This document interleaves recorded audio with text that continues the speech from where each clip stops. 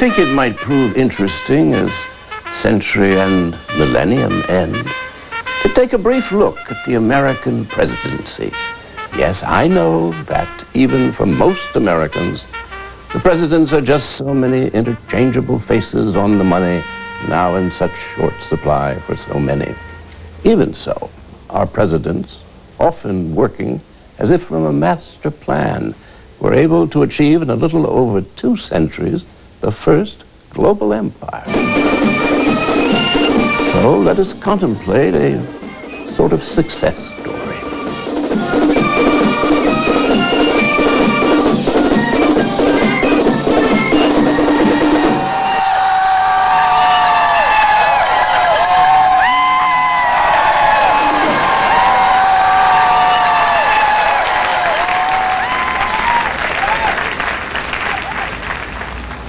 Currently, the American empire is governed from here. As you see, no Oval Office, only a White House TV studio from which His Imperial Majesty is beamed into every home and heart this side of the elusive and perhaps subversive internet. But the president is still military master of our planet as well as of its dull moon. Hey, John, this is perfect with the limb and the roller and you and the old flag. Come on out here and give me a big Navy salute. Look at this. Off the ground, one more. And fly high and straight and land soft. In a sense, our latest batch of presidents are above politics. He who can raise the most money to buy time on television is apt to be elected president by that half of the electorate which bothers to vote. Since the same corporations pay for our 2-party, 1-party system, there's little or no actual politics in these elections. But we do get a lot of sex. Also, he who subtly hates the blacks the most will always win a plurality of the lily white-hearted. The word liberal has been totally demonized, while conservative, the condition of most income-challenged Americans, is being tarnished by godly pressure groups whose symbols are the fetus and the flag. As a result, today's candidates are now rushing toward a meaningless place called the center. And he who can get to the center of the center, the dead center as it were, will have a 4-year lease on this studio. Paradoxically, he will have almost no power within the country. Economic affairs are decided by the corporate ownership of the country and their Congress. But in foreign affairs, he is preeminent. And it has been our president since 1800 who kept us perpetually on the move and more often than not at war. So that today we are the masters of all this, with military bases in every corner of the earth. Unfortunately, there is now no money to pay for them and no evil empire ritually to confront. But that's the end of the story. Let's start at the beginning.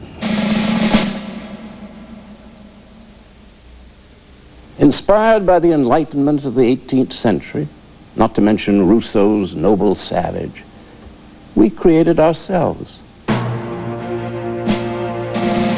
This act of creation was principally the work of Thomas Jefferson, a Virginia planter of many talents who would later become our 3rd president. On July 4th, 1776, Jefferson launched the Declaration of Independence, the most important document in American history, describing why the 13 colonial states of America must now break away from irrelevant British rule, not to mention taxes. All men are created equal and independent, it declared. And from that equal creation, they derive rights inherent and inalienable, among which are the preservation of life and liberty and the pursuit of happiness.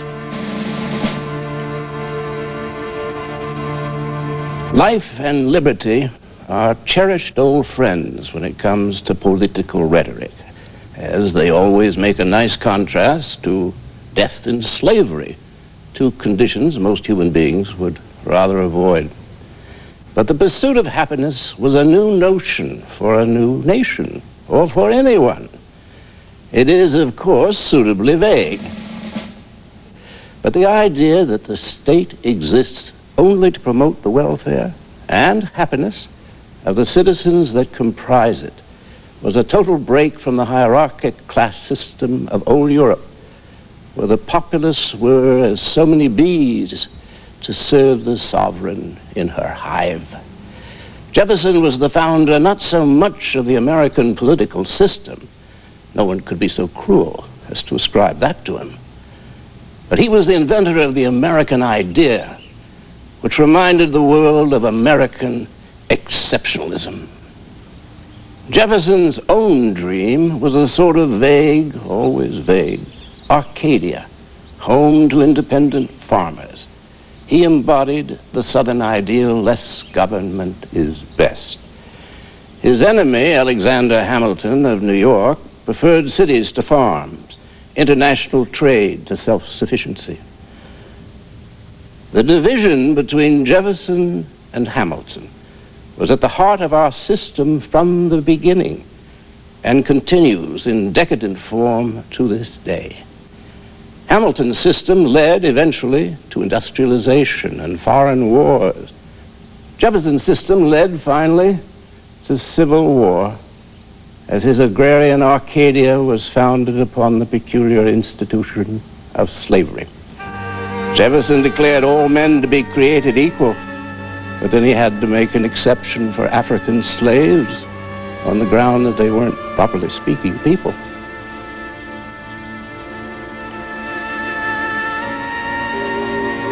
Jefferson owned as many as 200 slaves at one point, some of them his own half-breed children.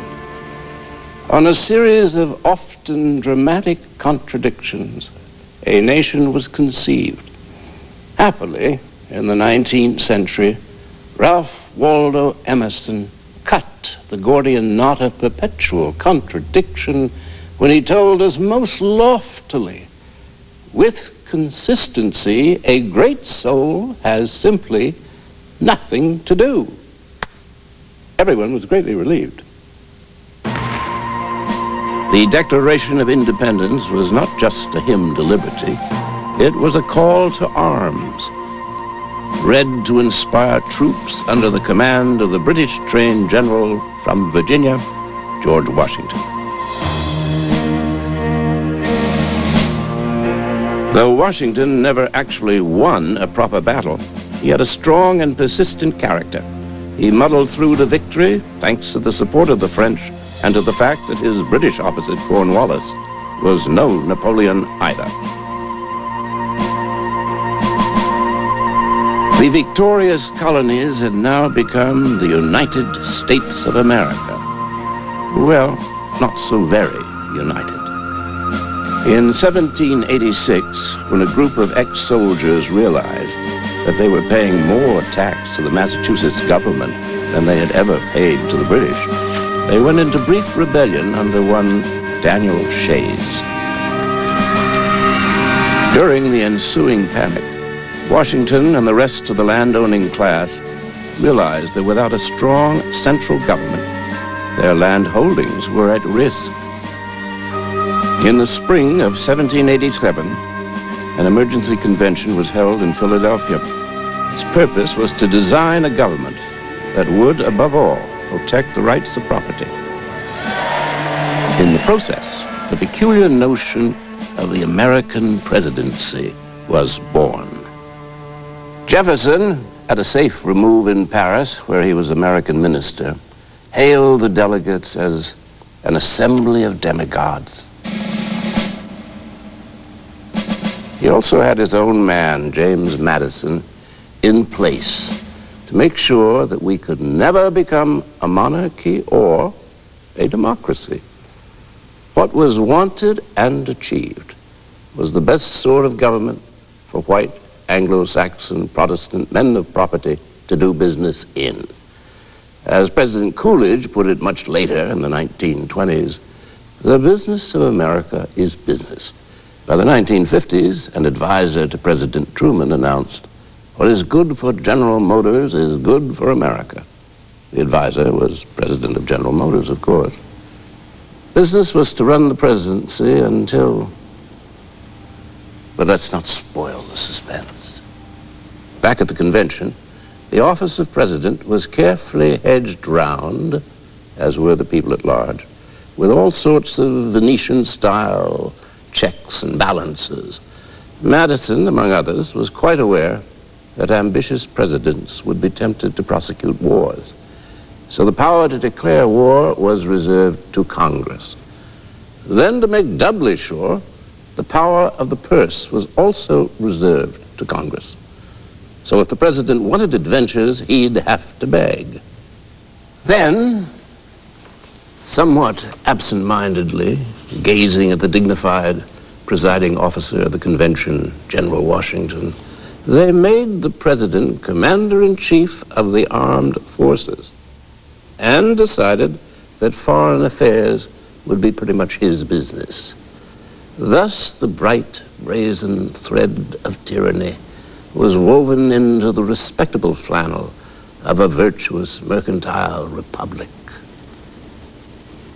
Mischief is now afoot.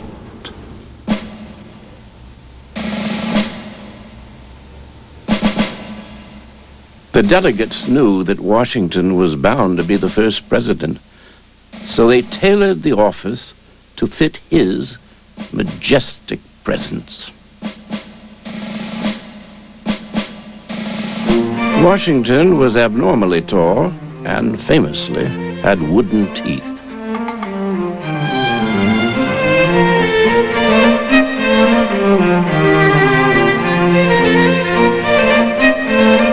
He had acquired much of his fortune in the most honest way. He had married it. The first president was our first millionaire. He did not disappoint. Washington presided over economic recovery, and he added the states of Vermont, Kentucky, and Tennessee to the Union, thus beginning the inexorable move to the West, an expansion which would become more and more continental as it became less and less constitutional. Oddly enough, it was the third president, Thomas Jefferson, the believer in minimal government, a modest presidency, and a demure, mind-your-own-business republic, who first burst the confines of the Constitution. When Napoleon Bonaparte conquered Spain, he took over the Spanish colonies in North America. He was also faced with a highly expensive slave rebellion in Haiti, which frightened Jefferson so near to home, and bored Napoleon, who was only interested in conquering as much of Europe as possible. But that cost money, so Napoleon offered to sell the stolen Spanish lands to the United States for $27,267,000. Jefferson leapt at the deal, though he had no right to act on his own. He purchased what was called Louisiana, 885,000 square miles from the Mississippi to the Rockies, from the Gulf of Mexico to Canada, acquiring in the process the crucial port city of New Orleans, whose Catholic Creole inhabitants' pursuit of happiness was stopped dead in its tracks.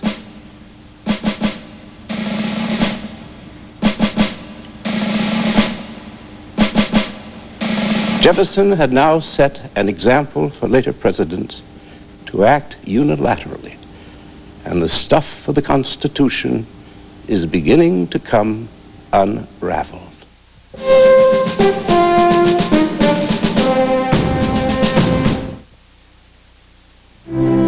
Announcing the Lexus award-winning... By the 1830s, a new generation had come to power. Jefferson's rather nervous land deal had made a great impression, particularly on Tennessee's Andrew Jackson.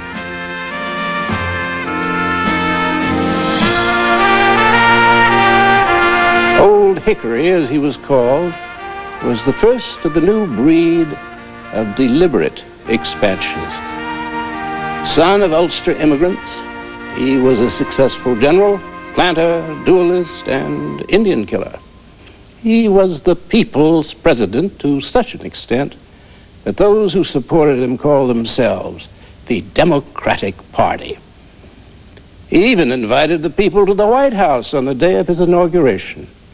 They wrecked the place, and he had to spend his first night as president in a hotel. During his 2 terms, Jackson broke 93 treaties with the Indian tribes. White men wanted Indian land, and Indians were only savages, weren't they? But the Cherokee Nation had a written language in which they published books and newspapers. They also established schools and businesses. But Jackson was ruthless and a figure for his successors to emulate. Under the Removal Act, the Indians were driven west across the Mississippi River. Many thousands died along the Natchez Trace, known to the Indians to this day as the Trail of Tears. A few years later, the Gore family acquired most of the Chickasaw territory in northern Mississippi and started their own rustic dynasty. The most blatant of our expansionists was the 11th president, James Knox Polk. An intelligent, low-keyed figure, he annexed Texas. He was able to draw peacefully the boundary between the United States and Canada, which gave us Oregon. Then he looked south and was ravished by what he saw.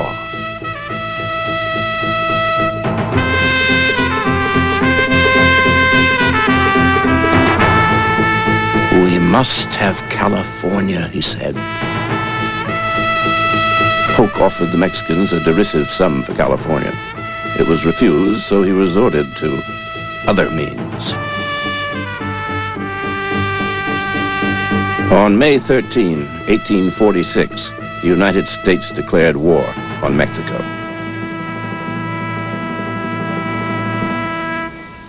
General Ulysses S. Grant, a future president, later wrote that it was one of the most unjust wars ever waged by a stronger against a weaker nation. He believed that our Civil War was divine punishment for this transgression. Polk defeated Mexico, and we got California, where gold was soon discovered. America was to be rich, and the dreams of our expansionist presidents had been fulfilled. The nation now spanned the continent. What next?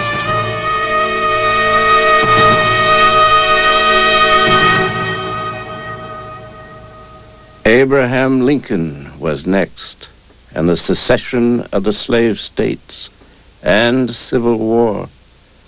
Suddenly our continental nation was falling apart. Lincoln was easily the most brilliant and mysterious of our presidents. Though he did not want to abolish slavery, he did warn that a house divided against itself cannot stand, much less a nation half slave, half free. He himself simply stood for the Union forever. When the Southern states said that if the nominee of the new Republican Party, Lincoln, was elected president, they would go. He was elected, barely, and they went.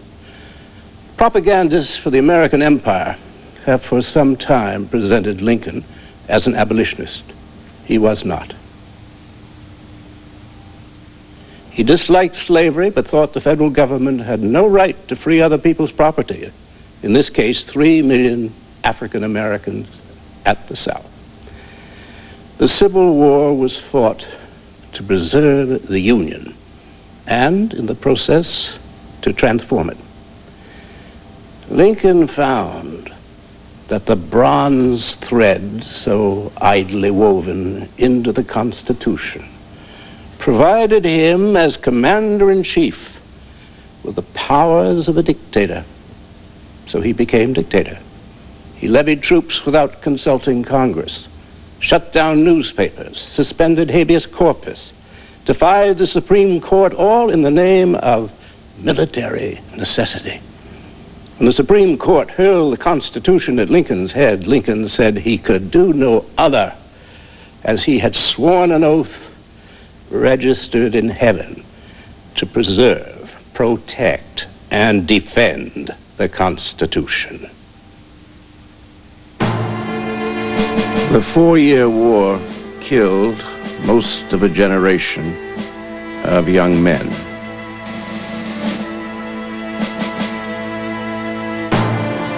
Old Europe was astonished at the extent and ingenuity of this war and the novelty of its weapons. Long-range artillery, ironclad ships. Bismarck sent observers. Then everyone sent observers. Finally, it became total war, which involved the civilian population to an unprecedented degree. Whole cities were deliberately burned to the ground. The South ran out of men and money and collapsed. The Union had been preserved.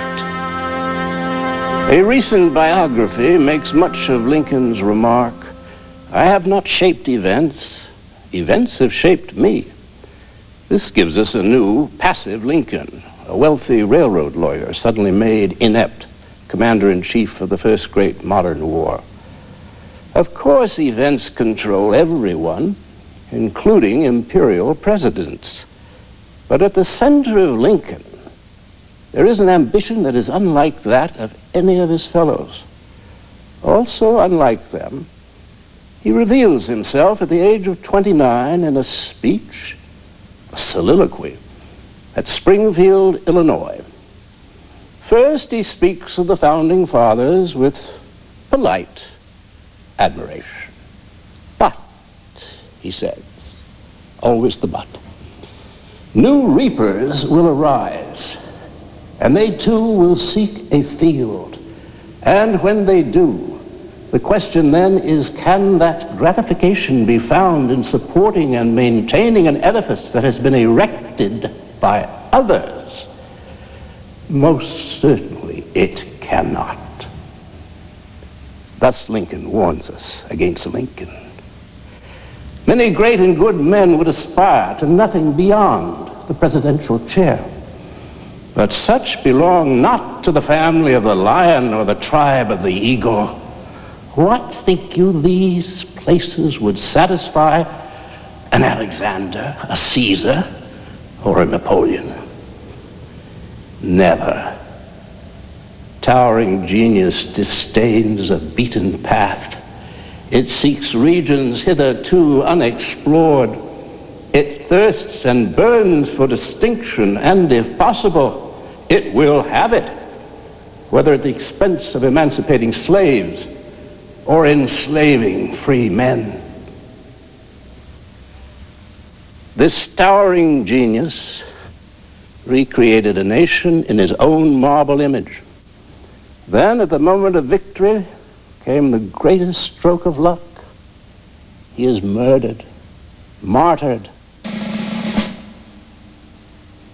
And now, validated in blood, our Caesar has become our God.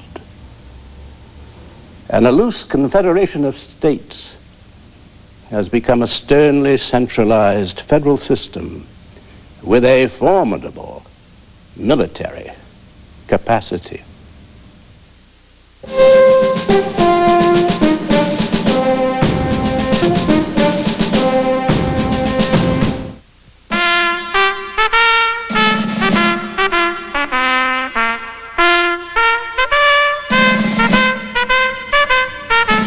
Well, here we are again, back in the president's throne room. The mischievous press sometimes asks me, would you like to have been president? And I say, well, politics is a family trade. Yes. But I was born a writer, and the writer must always tell the truth, unless he's a journalist, while the politician must never give away the game. In the end, it is better to have had some influence as a writer than to have bought or have let someone buy for you a title. On the other hand, I did sigh a bit when a cousin of mine became president. Of course, I lacked Jimmy's powerful vision and radiant charisma.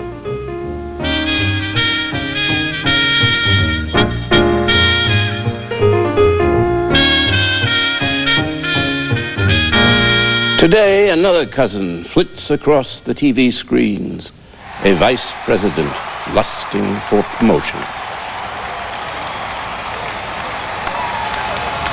In the end, I was too interested in politics and history to take seriously election in the TV age. Naturally, I do miss not having, only for 4 years, my own TV studio in the White House. All this, as S.J. Perlman used to say, is the beauty part.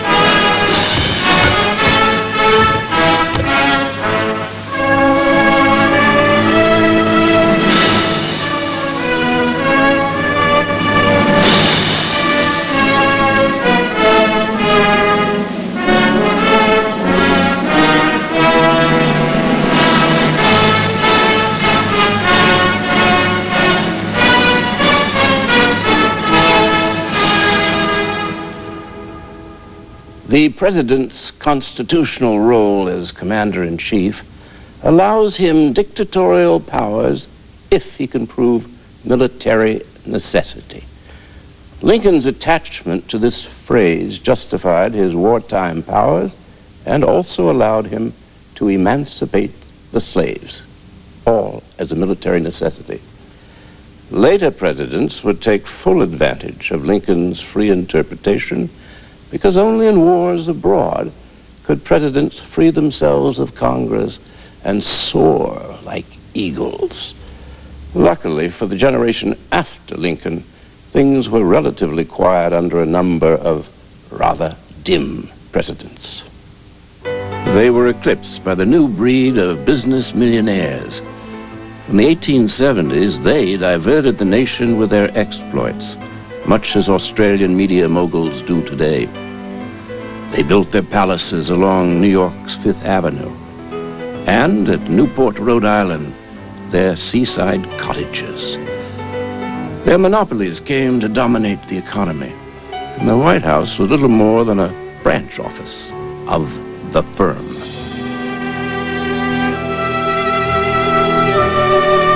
But in the depressed South and West, there was growing ferment among those who worked the land. Ruined by the Civil War, they were again being ruined by the financial games and panics of Eastern banks. By 1896, America looked ready for a real class war. Then, out of the West, came the greatest of American populist leaders, the radical William Jennings Bryan. 3 times the Democrats nominated him for president, largely on the strength of his Cross of Gold speech.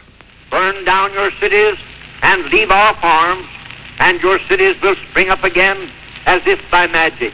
But destroy our farms, and the grass will grow in the streets of every city of the country. You shall not press down upon the brow of labor this crown of thorns. You shall not crucify mankind upon a cross of gold.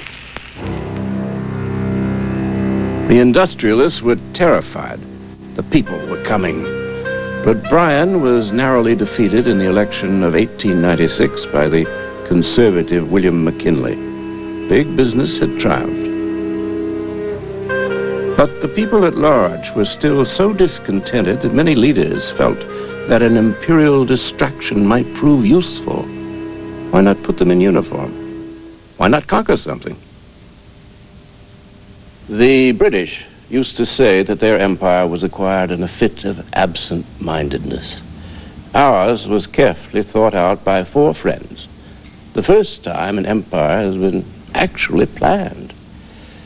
The reasons were mostly economic, as we shall see, but there was also a lot of daring-do. Captain Mann at the Naval War College was now applying his much-admired analysis of the British Empire to the United States. Essentially, he said, each was an island nation set on vast silver seas. To increase wealth, colonies were needed for raw materials and for markets. Hence, build up a fleet which would need bases everywhere, thus acquiring in the process more colonies. So the more colonies, the more ships, the more territories and markets, and irresistibly circular policy. Henry Adams' brother, Brooks, was the first geopolitical thinker.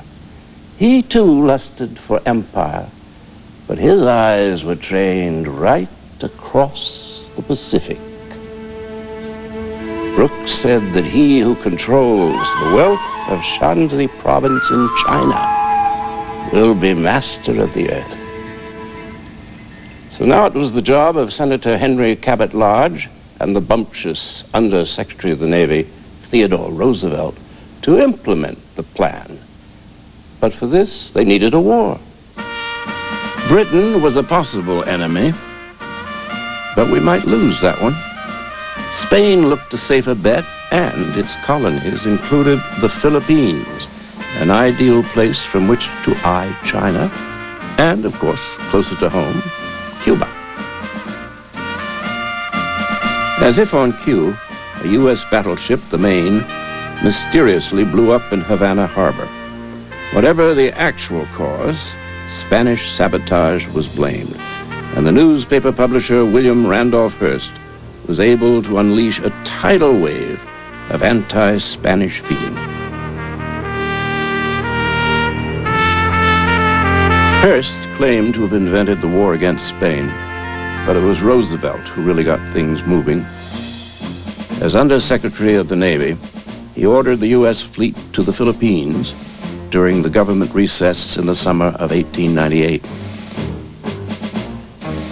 When the president returned from cooler climes, the Spanish fleet had been sunk and the Philippines seized with the aid of nationalist guerrillas to whom we promised independence.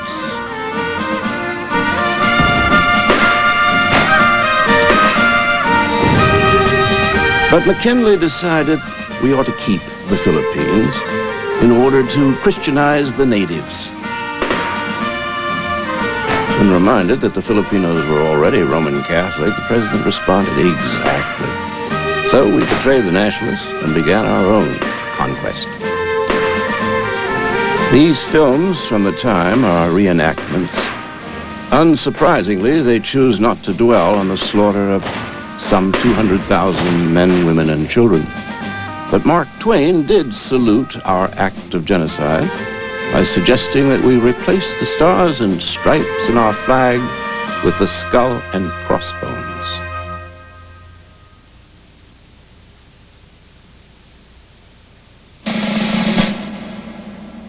When McKinley was assassinated by an anarchist at Buffalo, Roosevelt, by then vice president, succeeded him. Roosevelt was our first international emperor. He was also the first president to dominate the mass media. The press corps accompanied him constantly. He was photographed and filmed everywhere, doing everything.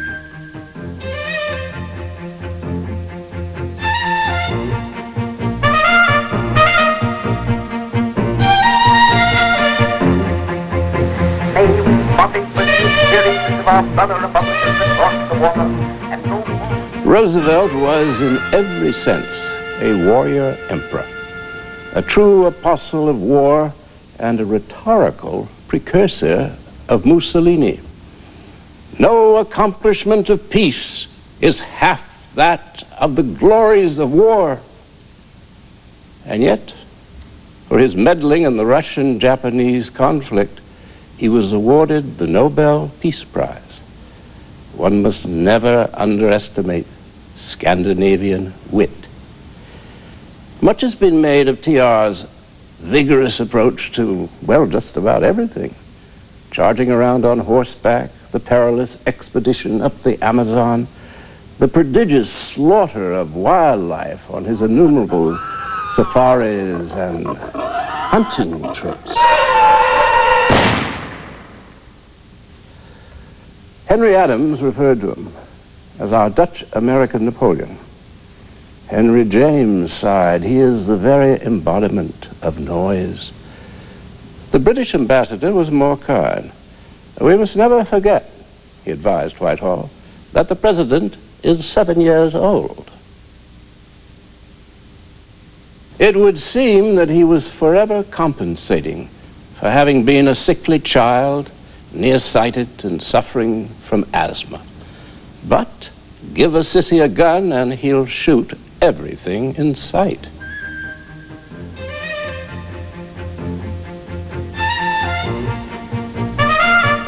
Teddy regarded the presidency as a bully pulpit. From the pulpit, he attacked the scandalous rich while doing political business on the side with Standard Oil. He also believed it the manifest destiny of the white race to rule the degenerate coloreds. His friend Rudyard Kipling wrote a poem for him, urging him to take up the white man's burden. And he did. TR's so-called Great White Fleet went on a goodwill cruise around the world. Closer to home, TR realized a 50-year-old American dream, a canal across Central America. When Colombia refused to give him the land, TR engineered a rebellion in the section he wanted, recognized the result as the new Free Republic of Panama, and dug his ditch. None of this, a member of his cabinet noted admiringly, was in any way tainted by legality. Central America now had a new, fun-loving friend to the north. TR's successor, Woodrow Wilson, invaded Mexico and Haiti in order to bring those poor people freedom and democracy and good government. But stripped of all the presidential rhetoric, the flag followed the banks. The president was simply chief enforcer of the great financial interests.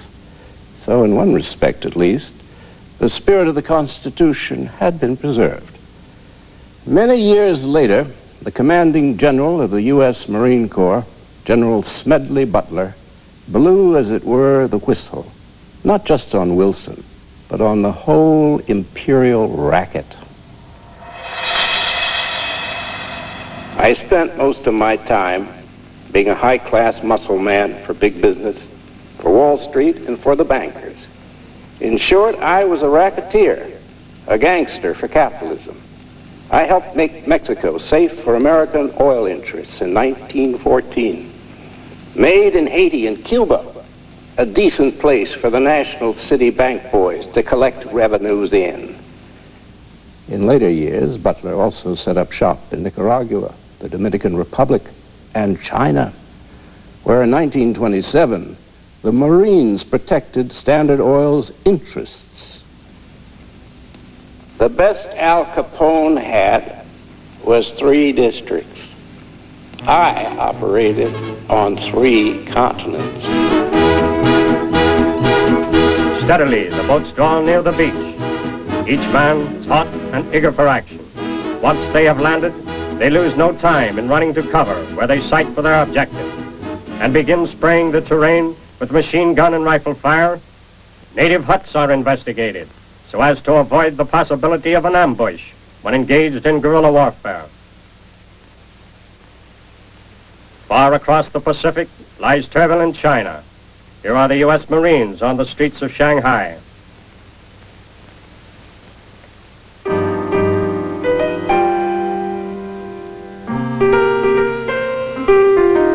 Woodrow Wilson had been a run-of-the-mill historian and an unpopular president of Princeton when he turned to politics. After only 2 years' experience as governor of New Jersey, he served 8 years as president. Wilson was an eloquent, high-minded speaker who brought racial segregation to Washington. He wanted to be a domestic president, but his destiny lay elsewhere. As the Great War engulfed Europe, Wilson announced, "We are too proud to fight." But then, like much of the nation, he was plainly excited by the prospect of a showdown with the evil Kaiser. But he must first get a declaration of war from Congress. This looked unlikely after his Secretary of State, Bryan, resigned, fearful that Wilson wanted war. But then German U-boat activity became a sudden threat in the Atlantic.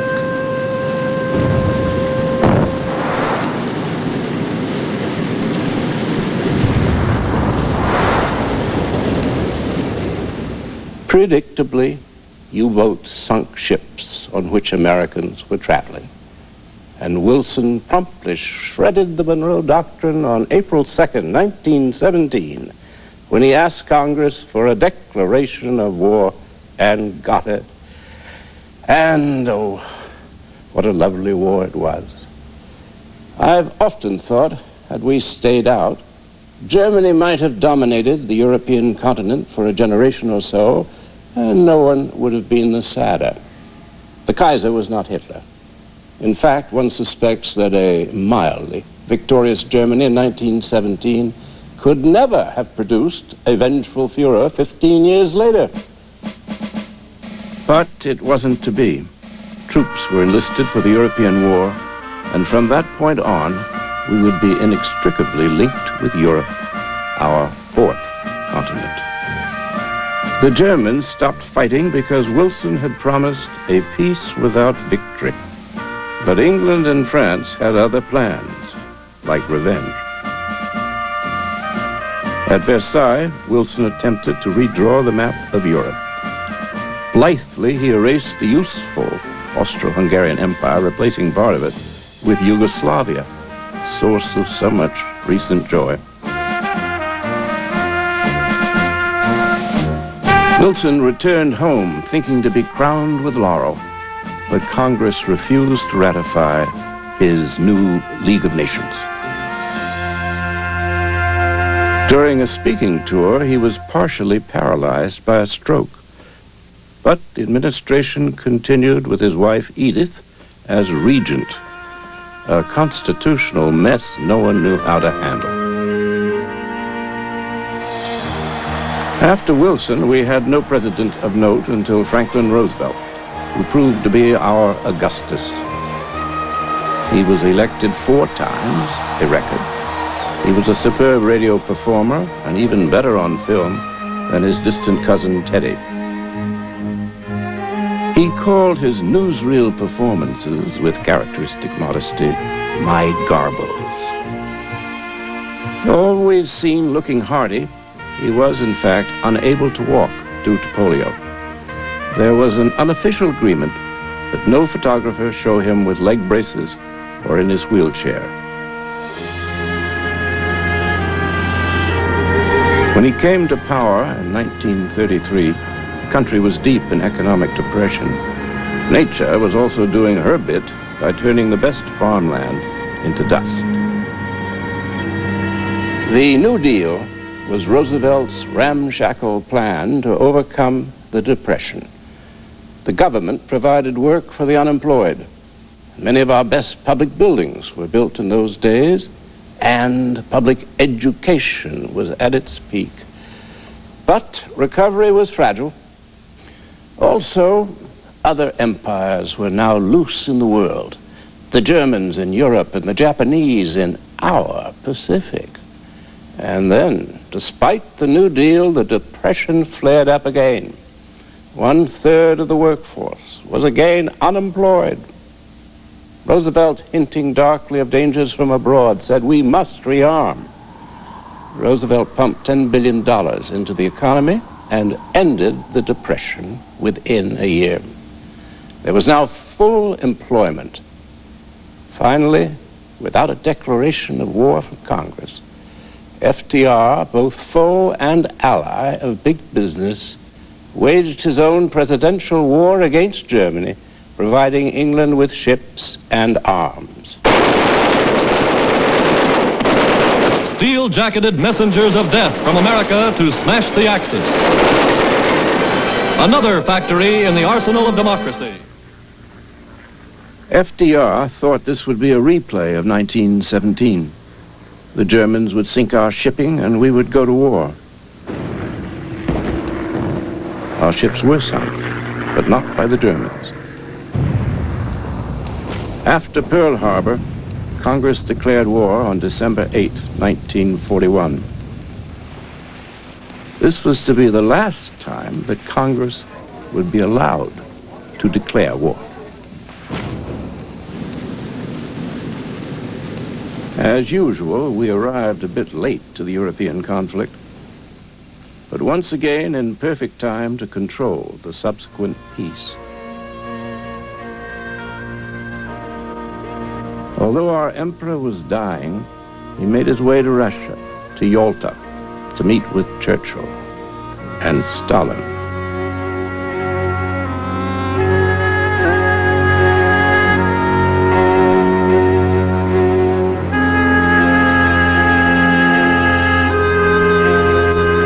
At Yalta, the world was carved up into spheres of influence.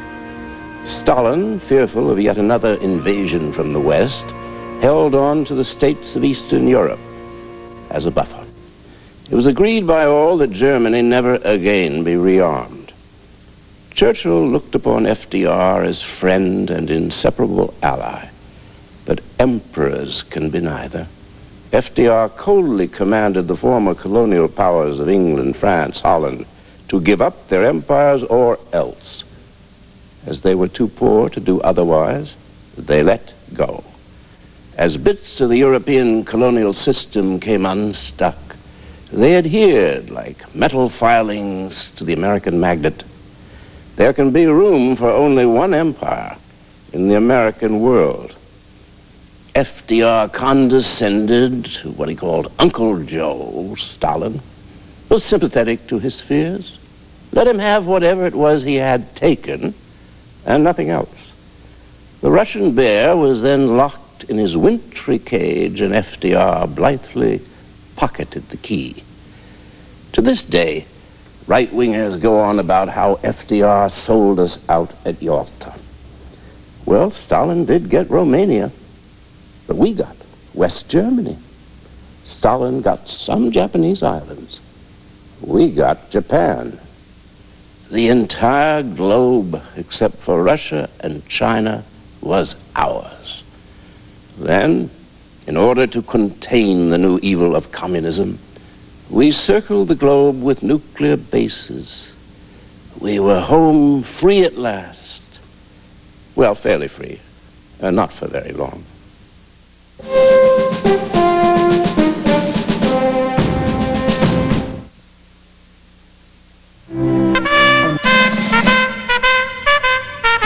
Someone, Gibbon, observed that as empires decline, they indulge in greater pageantry and show and bluff. At Byzantium's end, the court rituals were so awesome and intricate as to paralyze the emperor. American presidents are less showy, but I recall as a boy how easy it was to wander into the White House with only a few guards on hand. Now there are Secret Service men, armored cars, so that the embodiment of the nation can be seen, but not shot.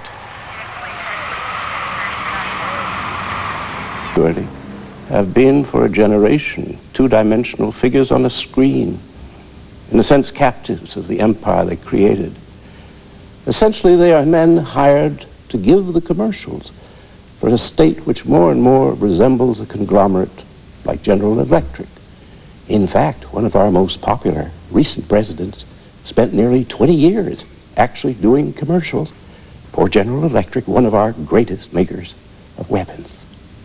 Then Mr. Reagan came to work here, And there was the same Russians are coming dialogue on the same teleprompter.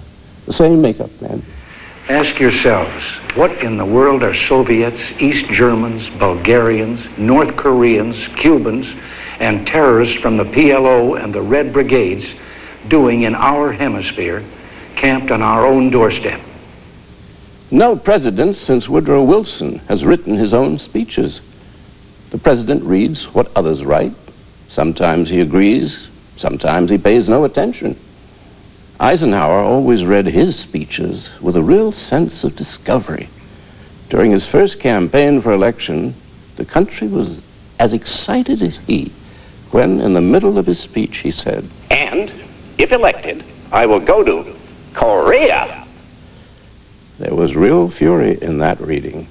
No one had told him about that pledge, but go to Korea he did.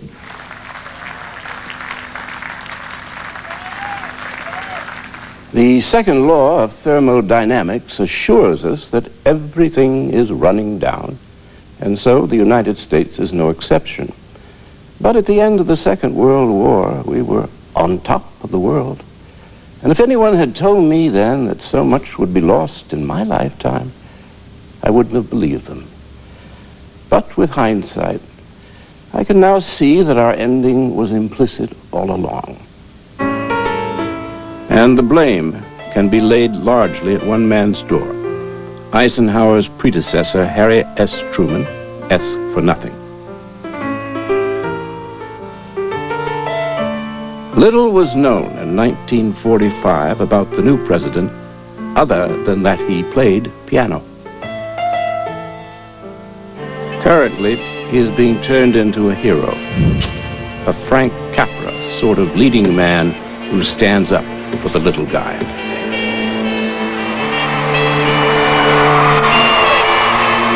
Actually, he was a capable, sharp, machine politician who privately remained deeply unsure of himself in the big league.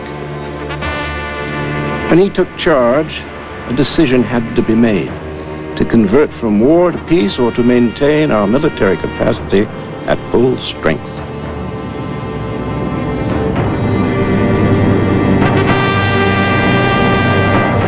The economic reasons for maintaining a war economy were seductive for president and arms manufacturers alike. But the Democrat Truman was told by Republican Senator Vandenberg, "You're going to have to scare the hell out of the American people to make them spend all that money on war in peacetime." Truman accepted the assignment.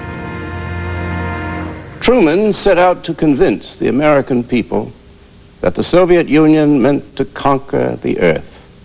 The fact that we alone had the atomic bomb, as well as bases all around the globe, apparently counted for nothing. The fact that they had lost 20 million people was not factored in. They were monolithic. And worse, communism, always identified as godless and atheistic, was an attractive religion for evil people in every land. In 1950, men throughout the world learned to look on the brutal face of communism. Berlin, powder keg of Europe, saw a mass demonstration of indoctrinated young Germans on May Day. And across the world in Japan, America's stronghold in the Pacific, the busy commies were at it again. But far more sinister to Americans was home front communism. Union Square in New York was the backdrop for these scenes of red violence.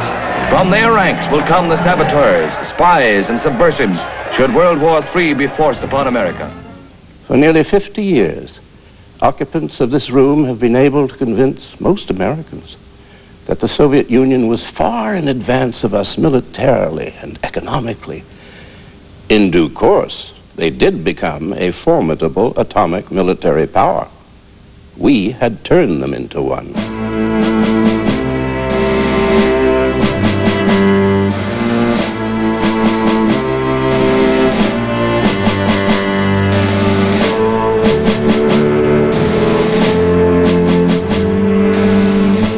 Truman was re-elected barely in 1948, and we lost the opportunity of transforming our superpower status into prosperity and growth at home. By now, the presidency had embraced the military, and we were ready to become a national security state.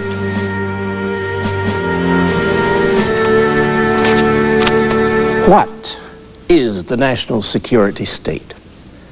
Well, it began with the National Security Act of 1947 and was implemented 3 years later by National Security Council Directive number 68. This contained the blueprint for a new kind of country, unlike anything the U.S. had ever known before. First, there was to be a permanent Cold War. We would never negotiate ever with Russia. Second, full speed ahead on developing the hydrogen bomb. So when the Soviets finally managed an atom bomb, we still wouldn't have to deal with them. Third, rapidly build up conventional forces. Although Stalin had cut his military forces from 12 to 4 million, a complete military draft was introduced, something unheard of in peacetime America. Fourth, a massive increase in taxes to pay for all this. The sky's the limit. Income tax as high as 90%. Fifth, set up a strong alliance system of friendly nations directed by the U.S.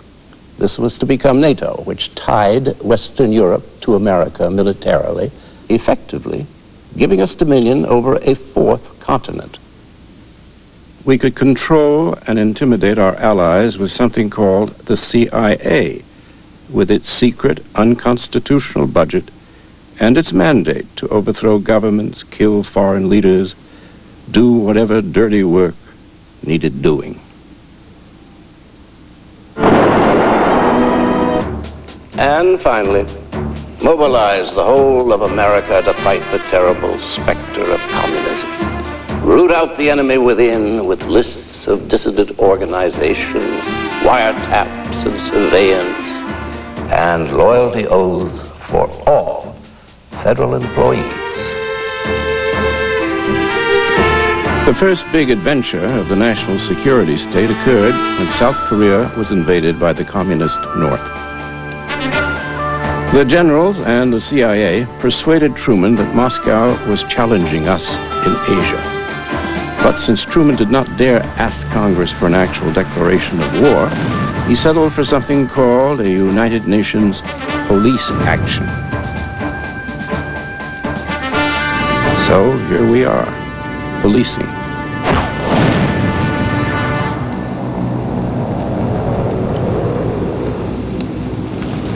In 1952, Truman was replaced by General Eisenhower, who went, as promised, to Korea.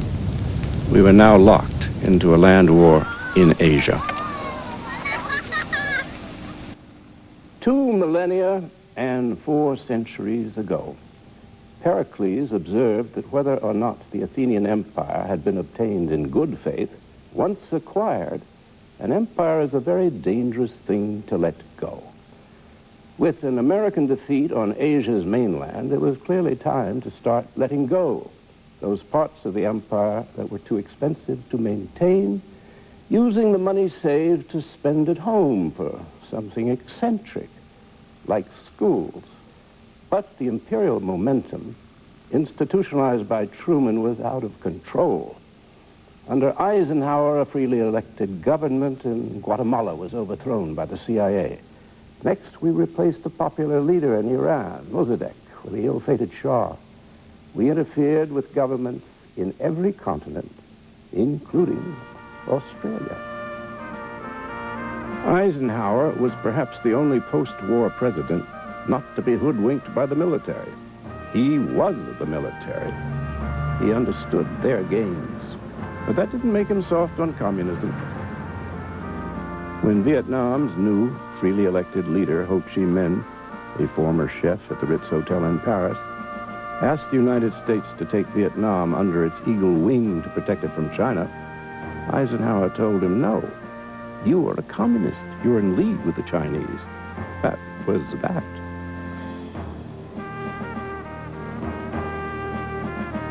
Eisenhower made the same gaffe with Castro.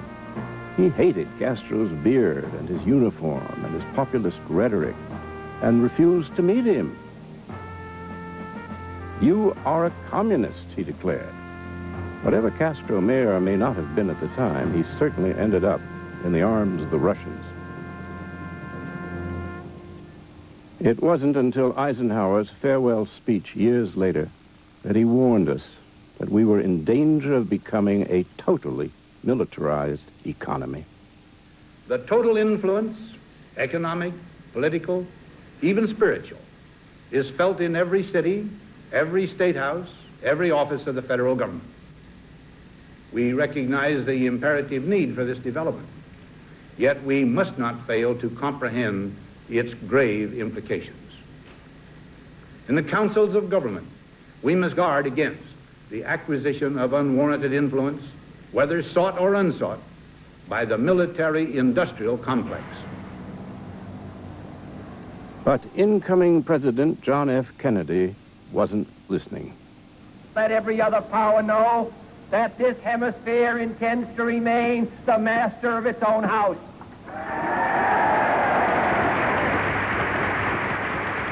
John F. Kennedy made much of the fact that he was the first president to be born in this century.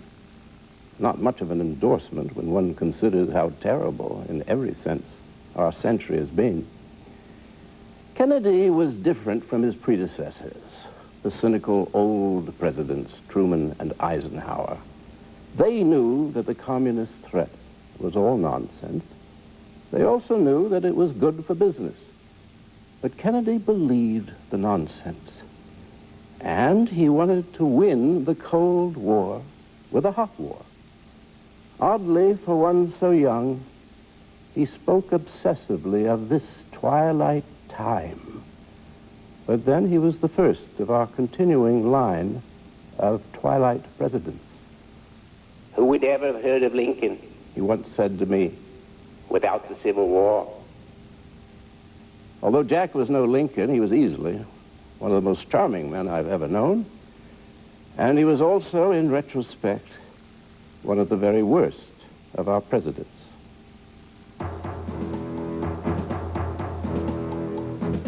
Kennedy gave the green light to an invasion of Cuba and suffered a humiliating defeat. Nevertheless, he was still so confrontational that Khrushchev, another geopolitical genius, put nuclear missiles into Cuba, bringing the whole world to that famous brink. Then, undaunted, Jack started his hot war in Vietnam. Kennedy committed some 20,000 troops as advisors to the South Vietnamese army. Of course, in the gospel, according to Oliver Stone, Kennedy planned to stop the war in Vietnam. Apparently, after a little trip to Dallas, he would bring back the troops he had sent into battle. Why? Because he's the good guy. Actually, he had no intention of ending the war that he had just begun. After Cuba, he told several mutual friends at the time, "I have to go all the way with this one."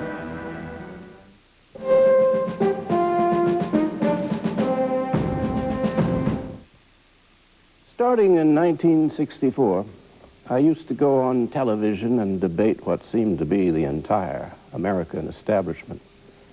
I did this for 8 years. I thought the war was perfect folly. And I used to ask the president's advisors on air, what is this war about? Why are we in Vietnam? At first they said, to contain China forever on the march.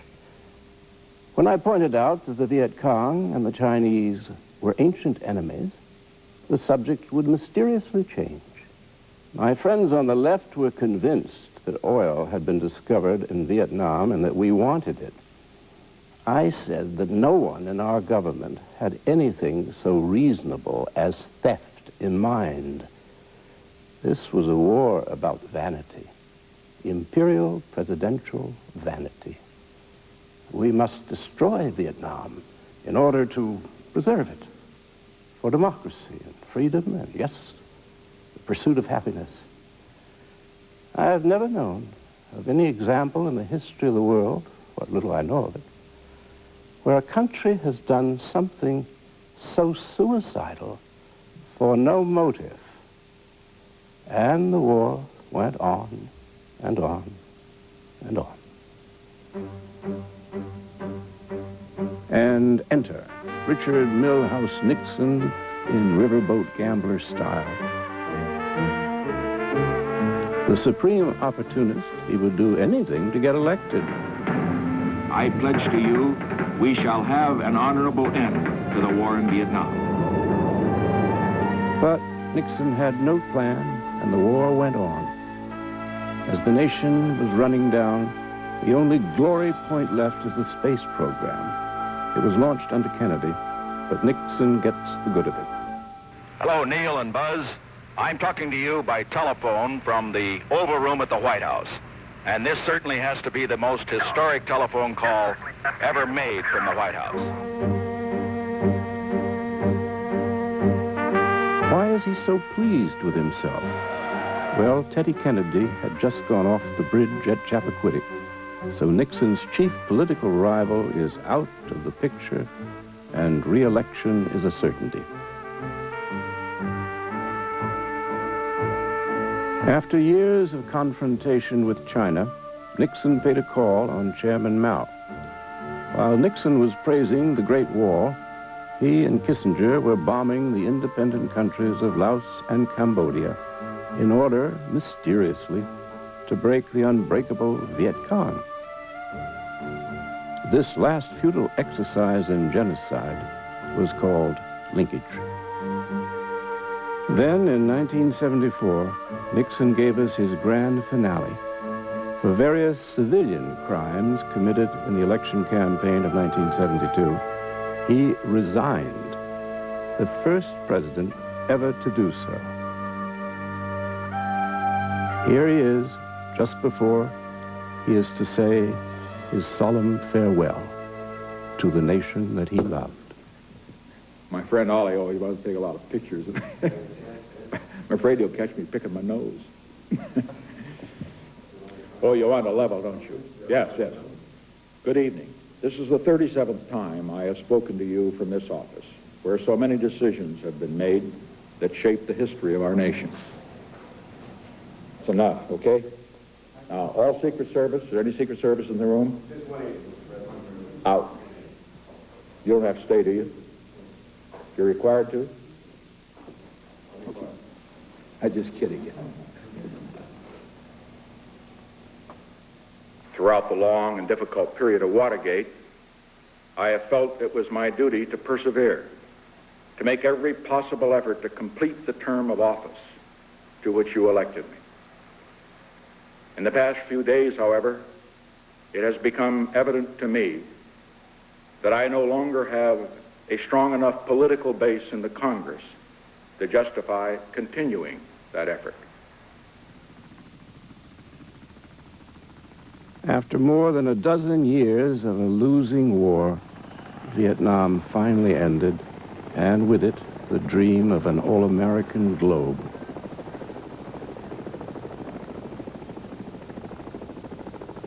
At this point, the American empire finally gave up the ghost.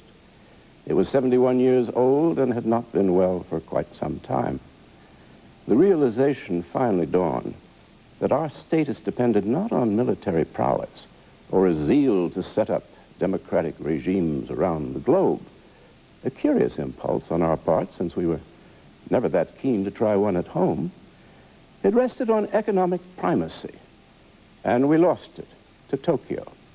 Hardly surprising, when close to 2/3 of the government's revenues had been siphoned off for a half-century to pay for what is euphemistically called defense. As the Asiatic colossus takes its turn as world leader, temporarily standing in for China, America becomes the yellow man's burden. And so we come full circle. Europe began as a relatively empty, uncivilized Wild West of Asia. Then the Americas became the Wild West of Europe. Now the sun, setting in our west, is rising once more in the east. As the American empire ran out of gas, So did the Russian threat that has sustained it for half a century. No one expected the Soviet to behave in such an unsportsmanlike way. It was going to take someone pretty special to keep alive the ghost of communism. Fortunately, we had him.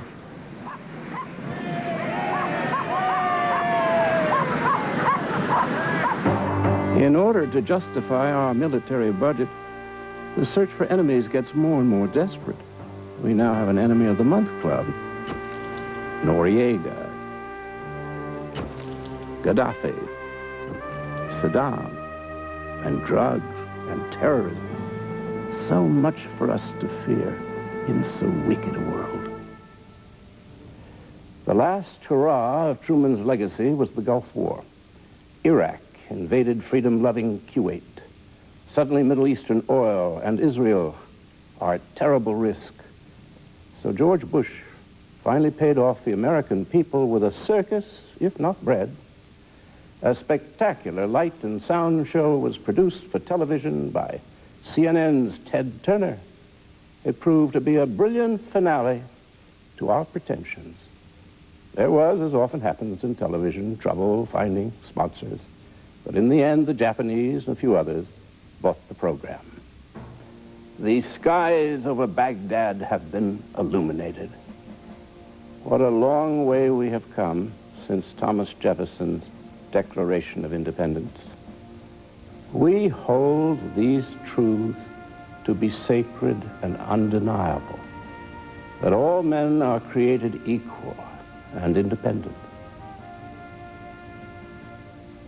that from that equal creation they derive rights inherent and inalienable, among which are the preservation of life and liberty and the pursuit of happiness. And now, my home city of Washington has become a vast memorial to those dead in wars that have glorified the odd president, enriched the military-industrial complex, but left the rest of us, we the people, the nation, with this.